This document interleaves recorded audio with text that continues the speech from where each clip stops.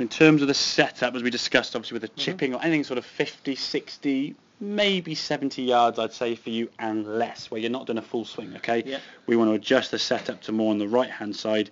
That on the left-hand side, if I said, oh, what sort of shot are you playing there, you couldn't decide whether it's a long or a short shot just based on that image there. But if we looked at that, short or long shot, you could see the narrower stance, the weight's pinching towards that left side. You're going to get in a much better position to get that club striking the ball first without the need of moving left. Now this one here now, as you saw, this is the first one you hit the ground behind the ball.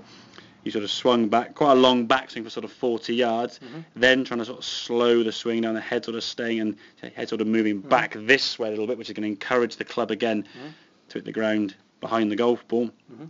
As we see the club now striking the ground a little bit early, head then staying on a long time, arms trying to pull through, lower half trying to work and just, ground a bit early. Okay, so move everything now, so your sternum now, as we can see, is nicely on top of the golf ball. Your weight's favouring that front foot, so we can just judge the distance now in the length of backswing, okay? And by keeping the body weight now over the ball, you can come back to impact your sternum now on top of the golf ball, and we can let the body and the head turn through towards the end there, okay?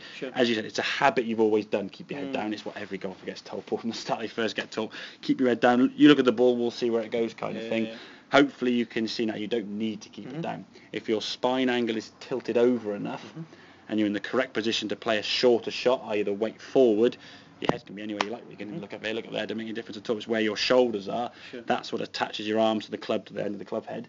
That's determining where the golf club comes back, not where your head's looking or where it's doing or whatever. Okay, so change that, improve that setup, and then we can get a consistent strike now. See the loft of that golf club now being used. That ball's coming off the club face with a good 60, 55 degrees of loft there, sending the ball up nicely to come down like a bag of sand on the green there.